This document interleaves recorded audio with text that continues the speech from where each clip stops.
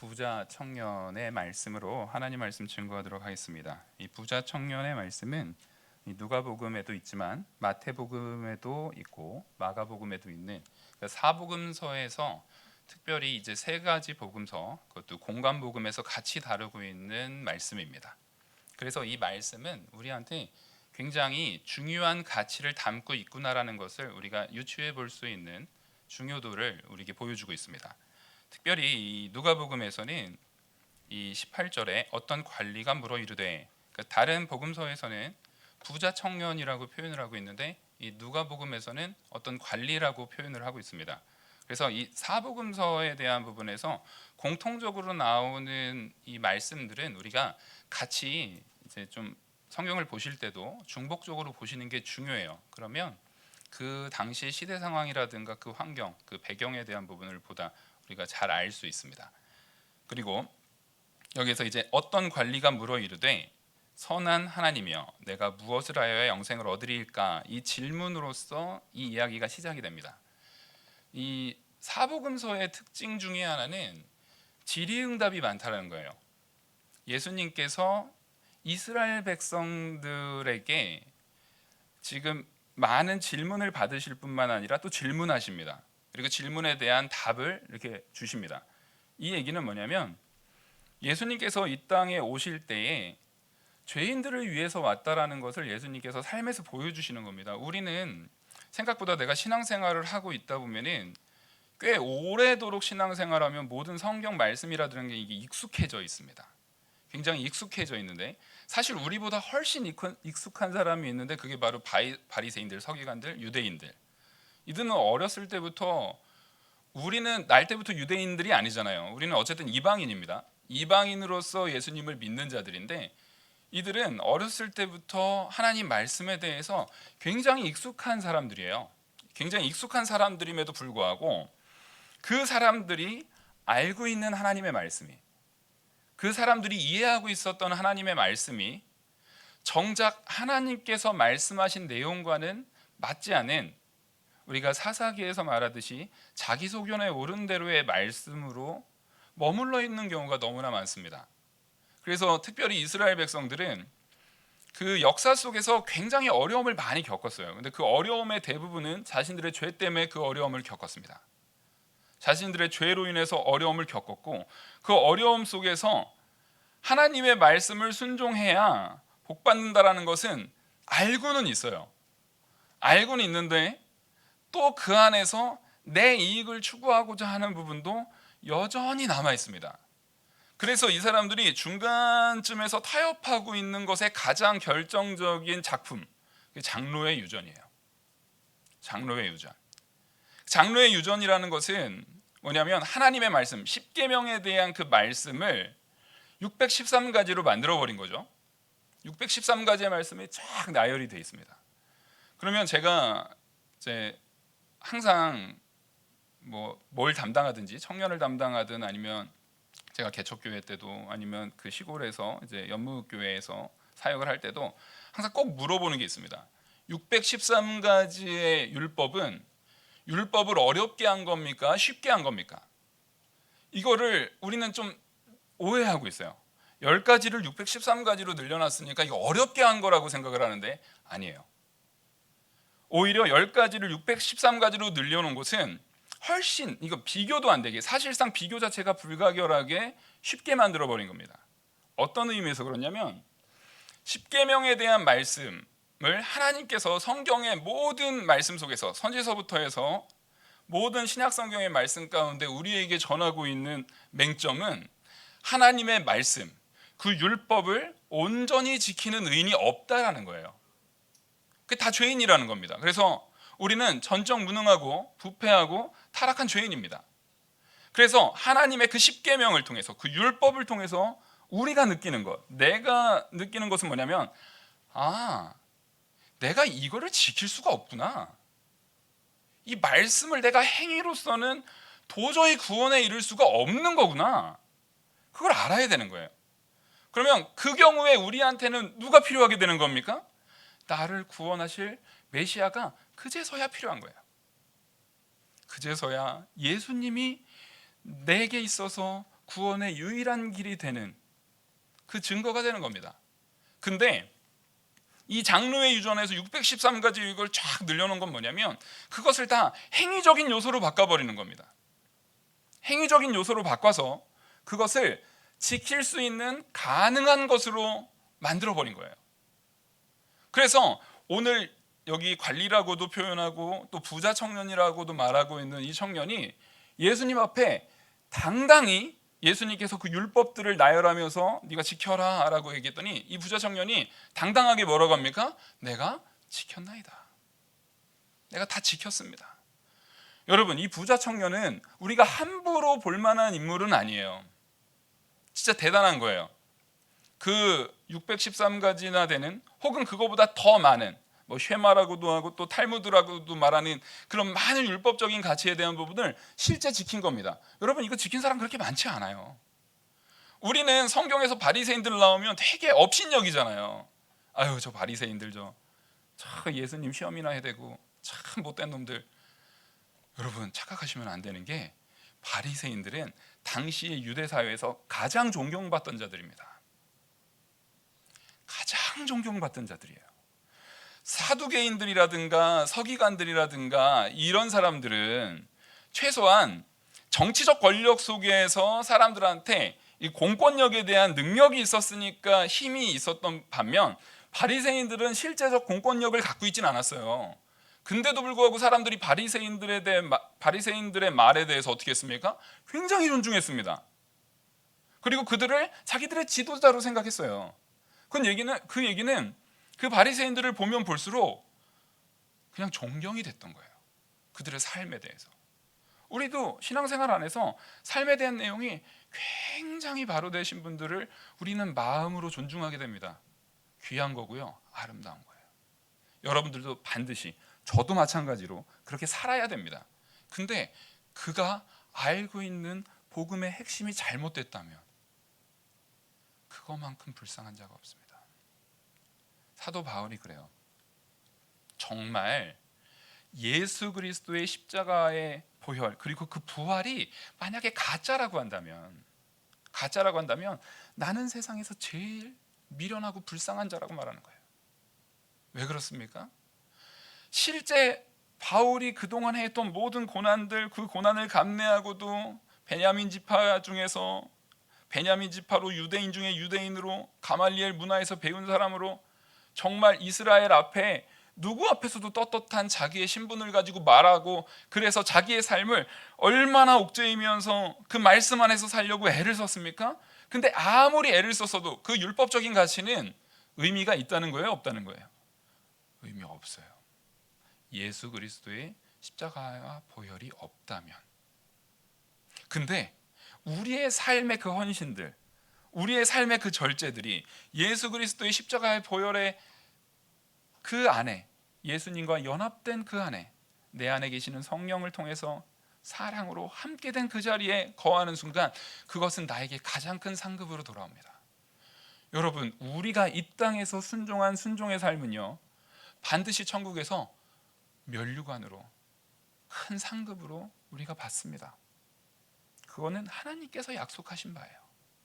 그러니까 오늘 우리가 이 본문을 볼 때 제가 서론에 이렇게 말씀을 드린 이유는 부자 청년에 대한 잘못된 시각, 부자 청년을 업신여기는 마음가짐을 갖고 이 본문을 보면 안 된다라는 의미로 지금 말씀을 드린 겁니다. 우리는 부자 청년의 이야기를 보면서 그거 좀 돈 좀 포기하지, 그거 좀 버리고 좀 쫓지 예수님을. 우리는 왜 이렇게 쉽게 말하죠? 내가 아니니까. 또 결과론적으로 보잖아요. 우리는 이미 이 결과를 알고 있잖아요. 이 사실을 우리는 이미 알고 있는 상태에서 보기 때문에 그렇게 보여지는 거예요. 하지만 이 부자 청년은 정말 자신의 삶 속에서 꾸준히 순종을 했을 뿐만 아니라 또 무슨 고민까지 했어요? 무슨 고민까지 한 겁니까? 내가 이렇게 순종을 했음에도 불구하고 진짜 내 안에 참된 기쁨을 누리지 못한 거예요. 이거는 믿음으로 굉장히 앞선 자리까지 나간 겁니다. 아니, 바리새인들도 자기가 그 삶의 순종 속에서 했던 부분을 가지고 만족하고 더 나가지 않았어요. 예수님을 시험하려고만 했지 예수님한테 나아가는 자리까지 간 사람 뭐 니고네보 정도 있고 몇 명 없어요. 그 중에 하나가 이 부자 청년이었던 겁니다. 이 부자 청년의 이 면면을 보면 우리는 자, 부자 청년이 지금 뭐라고 합니까? 관리라고 표현을 하고 있고, 부자 청년이 그동안에 자기가 배워왔던 정말 유대인 중에 유대인이고 말 그대로 그 안에 이스라엘 안에서 굉장히 유력한 자였던 것을 우리는 충분히 알 수 있어요. 그러니까 교육 면에서도 하나님의 말씀 가운데 정말 잘 교육받은 사람입니다. 왜 그러냐면 보세요. 다른 데서는 부자 청년이라고 말하고 있고 여기에서는 관원이라고 말하고 있습니다. 그리고 청년이에요. 젊어요. 굉장히 젊은 관원이고 부자 청년이에요. 이것을 우리가 조합해서 볼 수 있는 건 뭐냐면 정말로 좋은 집안이에요. 정말로 이스라엘 안에서도 정말로 좋은 집안이었던 거예요. 요즘에는 좋은 집안인 게 우리나라 사회에서는 막 되게 뭐 기득권 막 이렇게 해서 안 좋은 것처럼 보여지지만 유대 사회 안에서 좋은 집안이었다라고 말하는 것은요, 모든 사람들의 존경을 받을 뿐만 아니라 왜 존경을 받냐면 당시의 좋은 집안이라는 것은 이런 거예요. 시작이 다 똑같습니다. 이스라엘 백성은 시작이 다 똑같아요. 하나님 앞에 하나님께서 출애굽을 시키신 다음에 가나안 땅에 들어갔어요. 가나안 땅에 들어가서 각 지파마다 땅을 어떻게 받습니까? 하나님께서 분배해 주셨습니다. 그러니까 이스라엘에 있어서 그 분배된 그 분배에 있어서 누구도 토를 달지 않을 정도로 하나님께서 적당하게 분배를 하셨어요. 근데 당시의 부라는 게 요즘처럼 자유시장 경제 체제 안에서 막 자수성가를 해서 할 수 있는 부의 창출 가능합니까? 불가능합니다. 예수님 때 2000년 전이에요. 실제 잉여의 자산이라는 것이 가능했던 게 채 17세기입니다. 17세기 이후에 그나마 종교개혁이 일어난 이후에 스위스 일개 도시에서 처음 그게 가능했던 것뿐이고, 그러니까 실제 우리가 잉여의 자산을 가지고 자기 개인이 뭐 여기 막 영주 지주 막 왕족 없으시잖아요. 그런 신분적인 가치를 갖고 있지 않으면서도 자기 재산을 가지고 있었던 사람이 채 세계의 역사를 다 통틀어도 채 300년이 안 돼요. 채 300년이 안 되는 일이에요. 근데 요즘에는 우리가 지금 2020년 21세기를 살고 있으니까 이게 너무 익숙한 건데 성경을 볼 때에는 그 시대적인 가치, 시대적인 배경을 분명히 같이 보셔야 됩니다. 그래야 이 오해가 없어요. 그러니까 이때는 농경 사회였습니다. 실제적으로 막 그 나중에 회개했던 삭개오처럼 부당하게 부를 취득하지 않았다고 한다면은 그 사람이 부자가 될 수 있는 방법은 딱 뭐밖에 없어요? 농경밖에 없어요. 농경밖에 없어요. 근데 이스라엘에게 있어서 농경은 우리는 이 말씀을 꼭 기억해야 됩니다. 이른 비와 늦은 비로 이스라엘 백성을 살피시는 하나님. 무슨 얘기인지 아시죠? 가나안 땅이 젖과 꿀이 흐르는 땅일 수 있는 유일한 이유가 이겁니다. 가나안 땅이 정말 저기 이집트처럼 굉장히 비옥한 땅이어서 막 송년이고 막 이런 게 됐던 지역이 아니에요. 그래서 그게 가능했던 지역이 아니라 이 지역에 하나님께서 언제나 함께 하시고 보살피면서 하나님의 은혜로 이른 비를 주시고 하나님의 사랑으로 늦은 비를 주셔서 하나님께서 복을 내리셔서 그 안에서 풍성함이 일어날 수 있는 곳이에요. 그리고 하나님께서는 그 풍성함을 꼭 무엇을 단서를 주고 주시냐면 우리가 하나님 말씀대로 순종했을 때에 복을 주시고 우리가 순종하지 않았을 때 하나님께서는 벌을 주십니다. 제가 정말 안타까운 게 뭐냐면 한국의 신학적인 가치가 오히려 진보하는 것이 아니라 퇴보하고 있는 부분을 발견해요. 저도 이제 THM에서 이제 역사 신학을 전공하면서 개혁주의 신앙을 보고 막 이렇게 신학적인 공부를 하지만 실제 제가 요즘에 배웠던 내용 중에서도 이런 부분이 있습니다. 그 전에는 자꾸만 기복신앙을 비판적으로 자꾸 서술했던 책들이 1990년도부터 2000년 초반 때까지 우후죽순으로 나옵니다. 그래서 기복신앙을 계속 비판을 해요. 여러분들도 많이 들으셨을 거예요. 기복신앙, 특별히 제 나이쯤, 제가 이제 42인데 제 나이쯤 되시는 분들은 항상 그나마 좀 경건하게 신앙생활했다는 사람들, 그 신앙서적, 당시에 유명했던 신앙서적들 다 보면은 기복신앙을 되게 비판했던 책들이에요. 근데 생각을 해보십시오. 기복신앙이라는 게 막 우리 감정이 막 기복되거나 이런 게 아니잖아요. 복을 구하는 거예요. 기도하는 거예요. 여러분, 이게 성경에 우리에게 요구합니까, 안 합니까? 요구하고 있습니다. 우리가 구하는 기도가 온전히 전부 다 하나님 앞에 맞는 기도일 수도 없고 하나님 앞에 다 틀린 기도일 수도 없어요. 그렇지 않아요. 오히려 이 기도하는, 너무 기도하지 말고 하나님을 그냥 보라. 하나님에 대해서 그냥 목도하고 하나님을 느끼고 하나님을 막 이렇게 마음속에 그려라. 이거 되게 좀 예뻐 보이고 아름답고 되게 좀 경건해 보이잖아요. 이게 흔히 당시의 자유주의 신학, 대표적인 자유주의 신학자였던 칼바르트라든가 그런 우리의 신앙으로, 보수적인 신앙으로 봤을 땐 잘못된 신학자들이 주로 얘기했던 부분들입니다.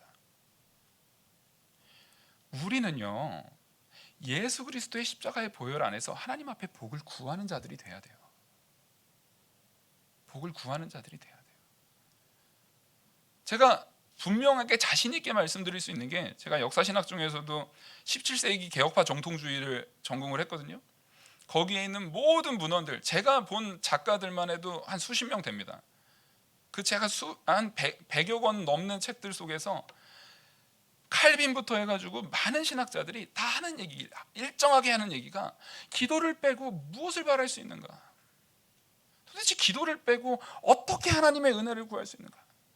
여러분, 기복신앙에 대한 부분을 잘못 이해하지 마시고 분명히 하나님 앞에 기도를 해야 됩니다.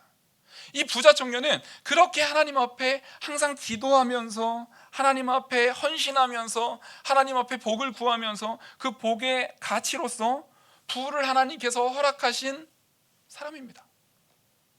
그리고 당시 이거는 부자 청년 혼자만의 생각이 아니라 유대 사회 안에서의 보편적인 가치이고 생각이었어요. 그래서 유대인들에게 부자는 자랑거리였습니다. 왜? 내가 부자가 됐다라는 것은 뭡니까?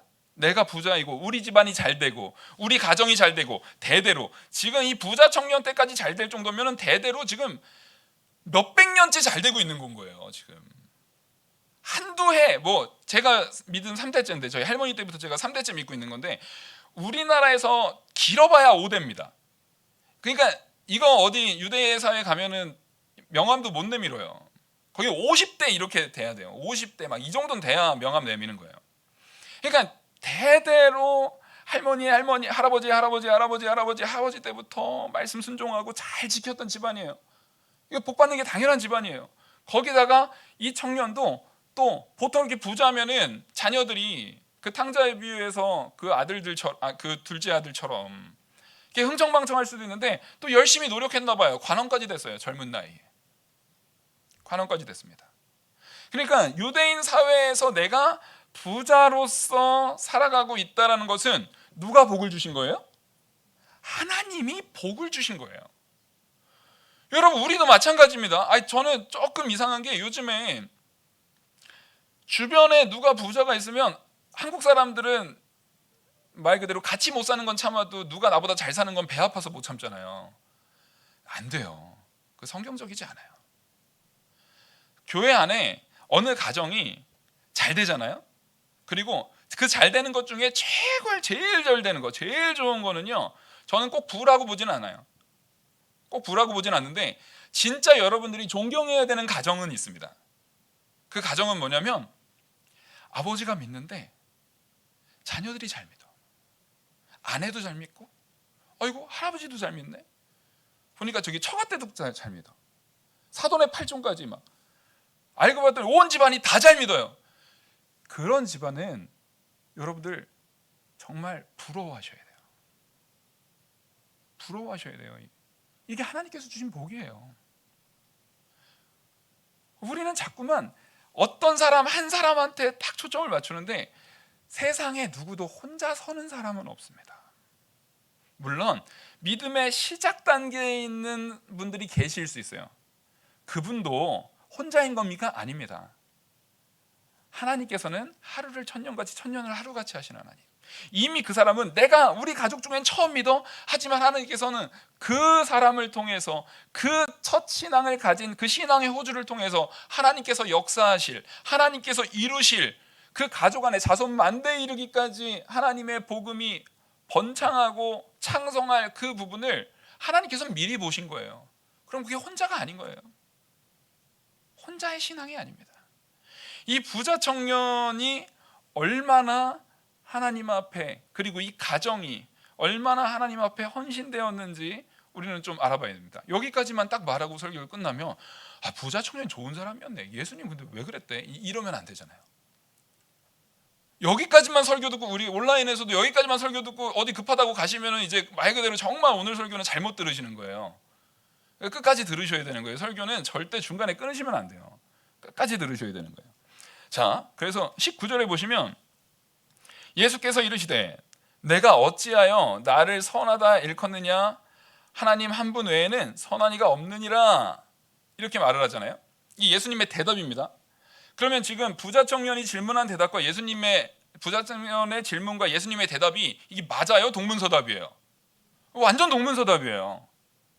예수님께서는요, 아까도 말씀드렸듯이 이스라엘 백성들을 죄인으로, 연약하고 전적 부패한, 말 그대로 알지 못하는 어린아이와 같은 자로서 여기시고 그들의 모든, 말 그대로 질문이 틀린 것까지 고쳐주고 계시는 거예요. 질문을 이렇게 합니다. 선한 선생님이여, 내가 무엇을 하여 영생을 얻으리까? 일단 여기서 두 가지가 틀렸어요. 영생을 어떻게 얻습니까? 내가 뭘 해야? 자, 영생의 가치를 뭘로 지금 부자 청년은 이해하고 있는 거예요? 자기가 그동안에 배운 게 그거예요. 부자 청년이 나쁜 게 아니라 그냥 유대사에서 배운 게 그겁니다. 내가 정말 율법 다 지키고 다 행동했습니다. 그렇게 해야 하나님한테 복 받는 걸로, 그렇게 해서 이 부자 청년은 오해할 수밖에 없는 게, 그렇게 한 행동을 통해서 실제적으로 복도 받았어요, 안 받았어요?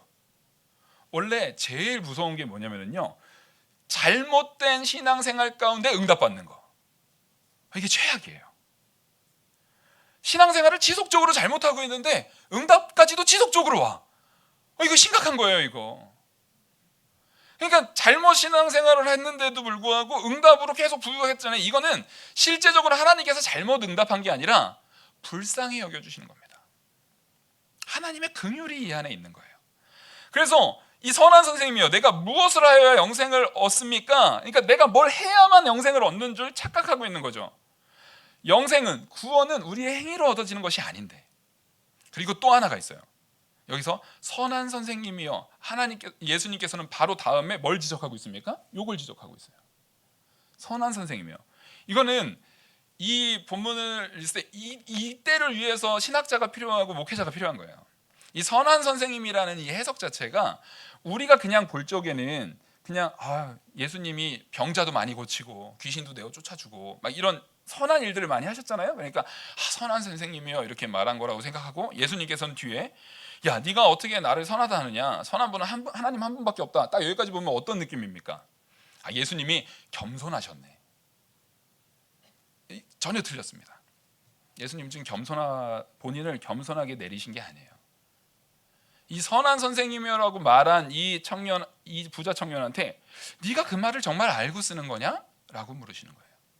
왜냐하면 유대 사회에서 선한 선생님이라고 말하는 것은, 선한 선생님, 그리고 유대 사회에서 말 그대로 예수님께서 병자를 고치시면서 야, 네 병 내가 고쳤다라고 안 하고 네가 이제 구원을 받았다라고 말하잖아요. 그러니까 유대인들이 그걸 득달같이 달려들어서 예수님을 아주 죽이려고 작정을 합니다. 왜요? 네가 하나님이냐? 네가 감히 신성모독하고 있는 거냐? 네가 지금 하나님이야? 어떻게 그런 소리를 해? 하면서 유대인들이 예수님을 아주 몰아세우고 있는 거예요. 이게 무슨 얘기냐면, 유대 사회에서 선한 선생님이라든가 구원을 베푼다는 거예요. 그래서 예수님께서도 나를 따라야 구원을 얻는다고 하는 거예요. 그러니까 구원이 네가 하는 행위가 아니라 누구한테 있다라고 예수님은 말하고 있어요? 예수님에게 있다라는 거예요.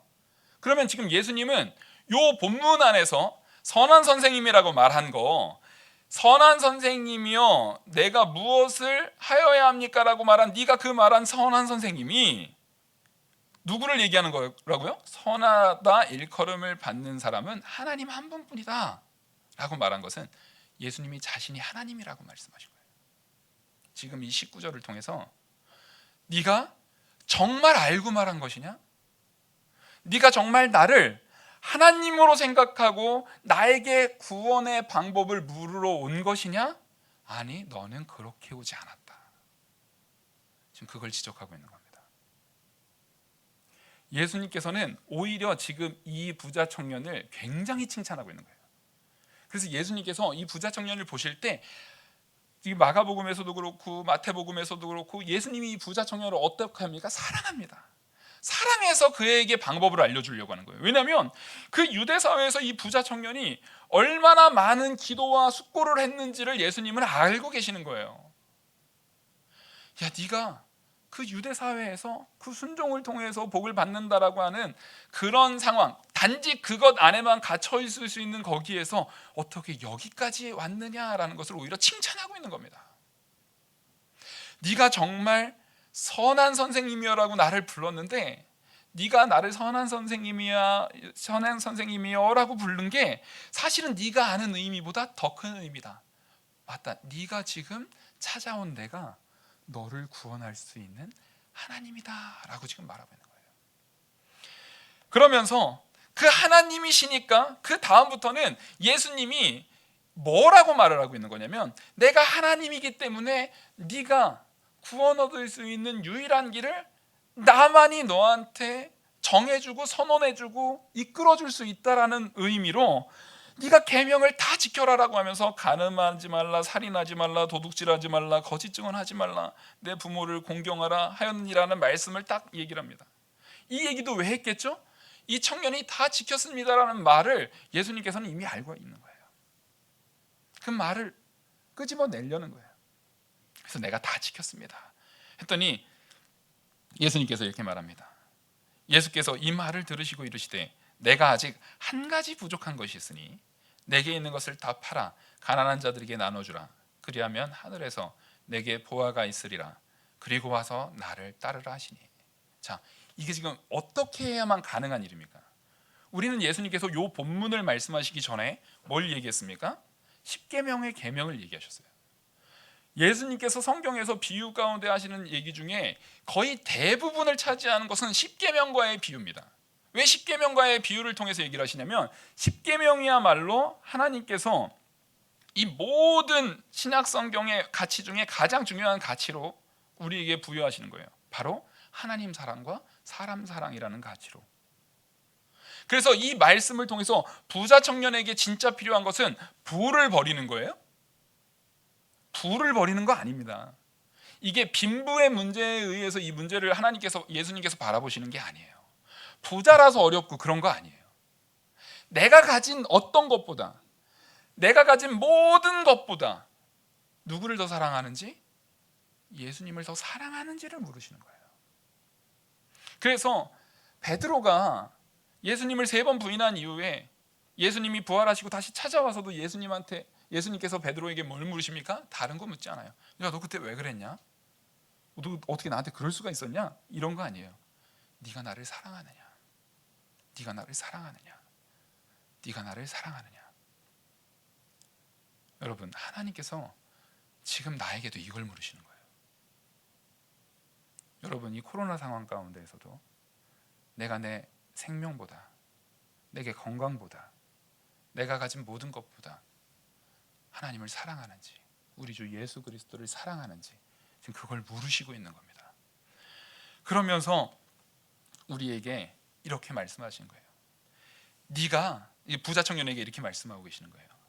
네가 가진 것을 다 팔고, 네가 가진 것을 다 팔고 이웃에게 나눠주는 게 무슨 실천이에요? 이웃 사랑의 실천이에요. 아시겠죠? 근데 하나님께서 뭐라고 말합니까? 하나님 사랑과 이웃 사랑이 가장 큰 계명이에요. 이건 하나입니다. 하나. 이거는 2가지를 얘기하는 게 아니에요. 한 가지를 얘기하는 거예요. 그래서 하나님께서는 눈에 보이는 이웃을 사랑하지 않고, 혹은 눈에 보이는 부모를 공경하지 않고, 눈에 보이는 내 가족에게도 잘하지 못하면서 눈에 보이지 않는 하나님을 사랑한다라고, 눈에 보이지 않는 하나님을 섬긴다라고 하고, 눈에 보이지 않는 하나님을 내가 온전히 붙들고 사랑한다라고 말하는 거 거짓말이라고 말하는 거예요. 내가 제일 사랑하는 내 가족, 하다못해 내 부모도 공경하지 못하면서 과연 그게 가능하다고요? 거짓말입니다. 있을 수가 없어요. 그런 거는 성경에서는 분명히 말합니다. 그런 건 존재할 수 없다라고 말해요. 지금 그걸 말씀하시려고 이 부자 청년에게 내게 있는 거 다 버려라, 그리고 나를 따르라는 게 이웃 사랑을 실천하는 거예요. 무슨 얘기냐면, 네가 정말 하나님을 사랑한다면, 네가 정말 나를 선한 선생님이라고 부르지 않았니? 네가 지금 나를 선한 선생님이라고 불렀잖아. 그럼 네가 나를 정말 하나님이라고 생각한다면, 네가 정말 그 하나님을 사랑한다면, 너의 삶 속에 이웃 사랑의 증거가 어떻게 돼야 돼요? 나와야 됩니다. 그럼 반드시 나와야 되는 거예요. 이건 뭐 있을 수도 있고 없을 수도 있고의 문제가 아닙니다. 그 증거가 없다면 하나님을 사랑한다는 게 거짓말이라는 거예요. 그러니까 이 부자 청년이 다 팔아서 이웃 사랑을 실천하고, 그리고 나서 예수 그리스도를 따를 때 하나님 사랑과 사람 사랑을 네가 온전히 이룰 때 너에게는 누가 있겠다? 예수님이 함께 하겠다는 거예요. 그래서 그 뒤에 이렇게 말씀하시죠.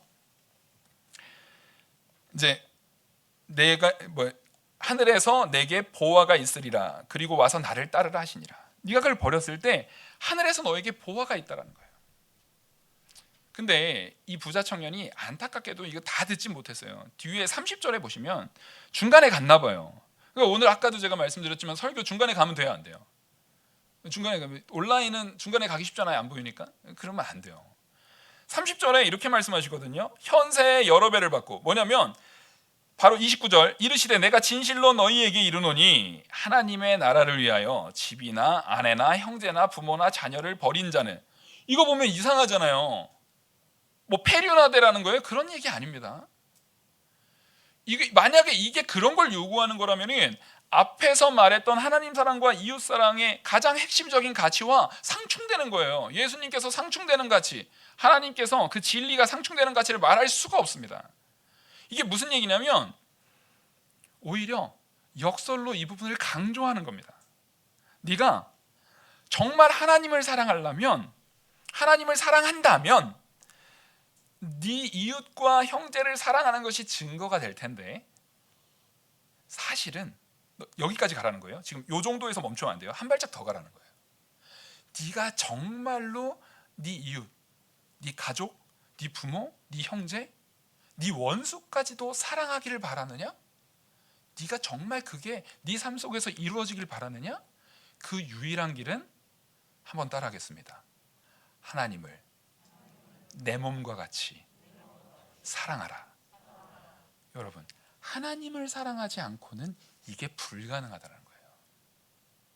그러니까 이거는 둘 중에 누가 우선인 거예요? 하나님 사랑이 우선이고, 이게 하나예요. 사실은 하나만 얘기하면 하나님 사랑이 전부인 거예요. 하나님을 사랑한 사람은 이웃도 사랑하고 형제도 사랑하고, 그러니까 여기서 말하는 것은 네가 아내, 형제, 이웃, 자녀 다 버리고 하나님을 따르는 자, 하나님만 따르는 자, 이 얘기는 네가 정말 하나님을 따르는, 그들을 버리고라는 것은 그들보다 더 하나님을 사랑하는 걸 얘기하는 거예요. 네가 가진 모든 것보다 하나님을 더 사랑하는 자가 됐을 때 부모, 형제, 자녀도 어떻게 사랑할 수 있다? 더 사랑할 수 있다. 진짜, 가짜로 말고요. 진짜로 사랑할 수 있다. 그래서 30절에 이렇게 말씀하시는 거예요.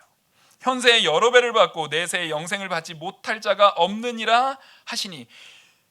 이거 보세요. 부모, 형제, 자녀에 대한 부분을 다 버렸는데 이 복, 이게 단지 돈이 아닙니다. 돈뿐만 아니라 부모, 형제, 자녀가 많이 낳는 것도 복이에요. 그 복까지 어떻게? 더 많이 받는 거예요. 욥에게도 재물을 다 2배로 했는데 자녀에 대해서는 딱 그대로 주셨죠. 왜? 천국의 자녀, 그리고 이 땅에 있는 자녀. 그 곱절로 주신 거예요. 자, 이런 게 다 복입니다. 그 복은 뭐에서만 가능하다고요? 하나님을 사랑하는 사랑 안에서만 가능한 거예요. 그 사랑 안에서만 가능한 거예요. 근데 안타깝게도 이 본문을 이 부자 청년은 깨닫지를 못했어요. 그걸 알지를 못했어요. 그래서 근심하고 돌아가 버립니다. 근심하여서 돌아갑니다. 그러니까 그 증거마저도 실상 보이지 못한 거예요. 그러니까 이게 쉽지 않아요. 절대 쉬운 내용이 아니라는 겁니다. 그래서 그 뒤에 보시면 예수님께서 24절, 예수께서 그를 보시고 이르시되 재물이 있는 자는 하나님 나라에 들어가기가 얼마나 어려운지 낙타가 바늘기로 들어가는 것이 부자가 하나님 나라에 들어가는 것보다 쉬우니라 하시니 듣는 자들이 이르되 그런즉 누가 구원을 얻으리이까 하니라. 지금 이 말씀이 우리는 항상 요 본문을 하면은 부자 청년 생각하고 낙타 바늘기 요것만 딱 생각나잖아요. 근데 이 낙타 바늘기는 여러분들이 오늘 한번 꼭 짚고 넘어가셔야 되는 게, 분명히 결론적으로 말씀드리지만 가능성을 말하는 게 아닙니다. 지금 우리가 주로 사용하고 있는 낙타 바늘기는 우리나라뿐만 아니라 전 세계에서 굉장히 속담처럼 사용되는 말입니다. 근데 그 용례가, 그 사용하는 용례가 불가능을 말합니까? 되게 어렵지만 가능한 걸 얘기합니까? 우리 취업 얘기할 때 혹은 학교, 대학, 뭐 서울대 이런 데 들어갈 때 낙타가 경쟁률이 너무 치열할 때 낙타가 바늘기로 들어가는 것을 우리가 용례로 사용하고 있어요. 이게 불가능을 얘기하는 게 아니잖아요. 되게 어렵지만 가능한 걸 얘기해요. 사실은 이거는요 15세기 때 어떤 설교자, 미상의 설교자에 의해서 지어낸 얘기입니다. 그리고 그 이후에 이 본문을 가지고 가능성을 가지고 얘기하려는 시도들은 되게 많았어요. 지금도 마찬가지예요. 지금도 꽤 많은 교회에서 이 부분을 가지고 우리가 진짜 어렵지만 최선을 다하면 가능하다라는 걸 말해요. 아니에요. 이거 가능성을 말하는 게 아닙니다. 이 15세기에 어떤 그 미상의 설교자가 무슨 얘기를 했냐면, 그 전에는 그 사료가 전혀 발견되지 않는 걸 보면은 15세기 이후에 나타난 얘기예요. 예루살렘에 낙타가 왕래할 수 있는 바늘귀라는 문이 있었다라는 거예요. 되게 작은 문. 그래서 낙타가 거기를 지나가려고 하면은, 낙타는 보통 용도가 뭡니까? 짐 싣고 가는 거잖아요. 그 자기 짐을 다 내려놔야만 그 바늘귀 그 문을 통과할 수 있었다라는 거예요. 그래서 설교를 이렇게 하는 겁니다. 네가 가진 모든 것들을 다 내려놔야만 뭐 할 수 있다? 들어갈 수 있다. 여러분 이거 심각한 겁니다. 그럼 우리가 내 삶의 행위로서 모든 걸 내려놓으면 구원에 이룰 수 있습니까? 이건 말이 안 돼요. 근데 자꾸만 교회에서 예수 그리스도 아닌 사람을 통한 가능성을 말하기 시작하는 겁니다. 지속적으로 그래요. 15세기에 문헌에서 발견됐을 때 당시엔 천주교거든요. 그러니까 로만 가톨릭만 하더라도 가능성을 말합니다. 사람의 행위를 통해서 구원에 대한 부분을 얘기하기 때문에 당시에 그 사람들이 그렇게 말한 건 맞지만, 그 사람들이야 그렇게 말할 수 있지만, 우리는 종교개혁 이후에 나타난 개신교인 우리는 그럴 수 없어요. 우리의 구원은 오직 하나님의 은혜입니다. 사람의 노력, 사람의 가치로 되는 게 없어요. 부자 청년이 부를 버리고 따라서 되는 것이 아니라, 부자 청년의 사랑을, 부자 청년이 오직 하나님만을 사랑했기 때문에 하나님께서 그를 구원하시는 것뿐이에요. 그마저도 부자 청년이 혹 하나님을 완전히 사랑했다면, 그리고 저와 우리 여러분들 온전히 하나님만 믿고 하나님만 따르는 성도인 줄 믿습니다. 아멘? 네. 그러면 우리가 그렇게 사랑을 잘했으니까 구원받나요? 아니에요. 그 사랑마저도, 그 믿음마저도 하나님께서 은혜로 주신 줄 믿습니다. 그래서 우리의 구원은 오직 예수 그리스도를 통해서만, 사람으로는 불가능한 걸, 사람으로는 절대 가능하지 않은 걸, 우리 주 예수 그리스도께서 우리를 위해 십자가에 못 박혀 죽으시고 부활하셔서 우리에게 성령을 보내주신 그 은혜 안에, 내 안에 예수 그리스도께서 연합되어 계십니다. 그래서 그 예수님으로 나로서 불가능했던, 사람으로서 불가능했던 구원이 이제는 하나님으로 가능해진 겁니다. 그래서 그 부자 청년한테 네가 선하다라고 말할 때, 선한 것은 하나님밖에 없다라고 말한 게 예수님이 스스로를 겸손해서 낮춰서 말씀하신 것이 아니라 내가 하나님이다. 그래서 너를 구원하시리도 나밖에 없다라고 말씀하시는 겁니다. 오늘 이 말씀 하나님께서 저와 여러분들에게 전하는 말씀인 줄 압니다. 이 말씀 붙들고 우리가 우리의 모든 삶 가운데서 오직 하나님만 사랑하고 우리 주 예수 그리스도만 붙들고 나아가는 우리 영화교회의 참 성도 되기를 간절히 소망합니다. 기도하시겠습니다. 은혜와 사랑이 많으신 하나님 아버지, 하나님께서 주신 이 말씀으로 우리가 오늘 귀한 은혜의 시간 누린 것 하나님의 은혜인 줄 압니다. 성령께서 주신 큰 은혜요 기쁨인 줄 압니다. 성령께서 우리를 붙들으셔서 전하는 자의 부족함과 듣는 이의 지혜 없음에도 불구하고 성령의 인도를 따라 우리 모두가 참된 진리 안에 바로 설 수 있게 이끌어 주시옵소서. 이 모든 말씀 살아계신 우리 주 예수 그리스도의 이름으로 기도드립니다.